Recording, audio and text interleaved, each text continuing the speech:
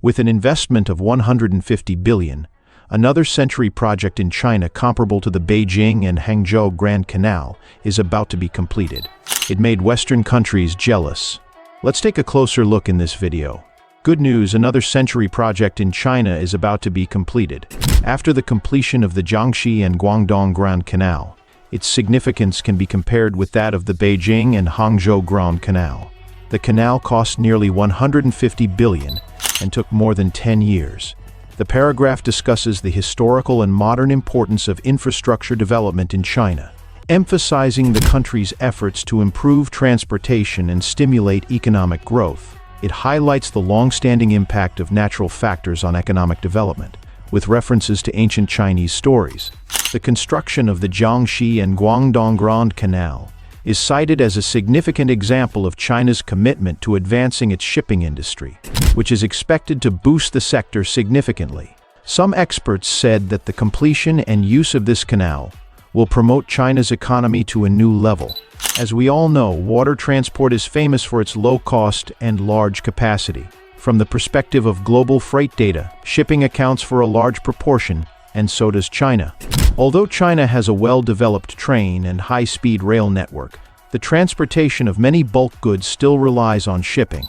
China's shipping industry is concentrated in the south of China, where the water system is developed, mainly in the Yangtze River and the Pearl River.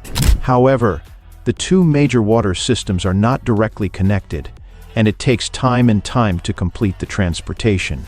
The paragraph explains that the Jiangxi and Guangdong Grand Canal project, officially proposed in January 2021, aims to address major obstacles in the shipping industry between two water systems.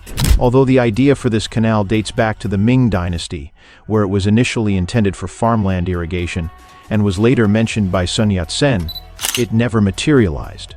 However, after the founding of modern China, efforts by Jiangxi and Guangdong provinces led to a recommended route for the canal, marking progress in the project. Discussions and surveys have also been carried out many times, but no work has been started. Until 2016, relevant special research work was restarted, and the channel planning of the canal was also carried out in an orderly manner. Jiangxi province was known as the land of fish and rice in ancient times, which shows how prosperous it is. Regardless of industry or agriculture, the development strength of Jiangxi province in ancient times cannot be underestimated. But in modern times, because Jiangxi province did not have the right to pass the Guangdong-Tuhan Railway, Hunan province overtook it in economic development. The development of the Beijing to Guangzhou high-speed railway has also successfully avoided Jiangxi province, resulting in the inability of Jiangxi province's rapid economic development. The paragraph discusses how traffic challenges have hindered Jiangxi province's development, but the Jiangxi and Guangdong Grand Canal offers hope for future growth. It highlights examples from southern China where water transportation has driven urban economic development, such as Guangzhou's long-term prosperity due to the Beijing-Hangzhou Grand Canal, and the economic success of Wuhan and Chongqing as key water transportation hubs. The paragraph concludes that history shows canal construction is highly beneficial for promoting economic development in surrounding areas. With the rapid development of China's economy, the existing canals can no longer satisfy the rising China and the southern section of the Beijing and Guangzhou Grand Canal, which has been in operation for hundreds of years, often encounters traffic jams.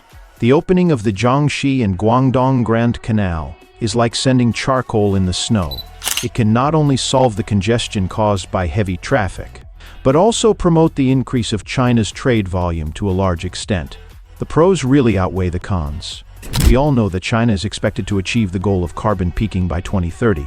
Compared with air transport, railway, and road transport, water transport has the lowest transport cost, and water transport is energy-saving and environmentally friendly.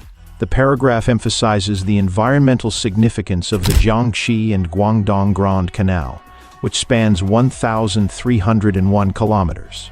Unlike the Beijing-Hangzhou Grand Canal, this canal primarily follows natural waterways, requiring only 200 to 300 kilometers of manual excavation. China's infrastructure strength has already become famous at home and abroad.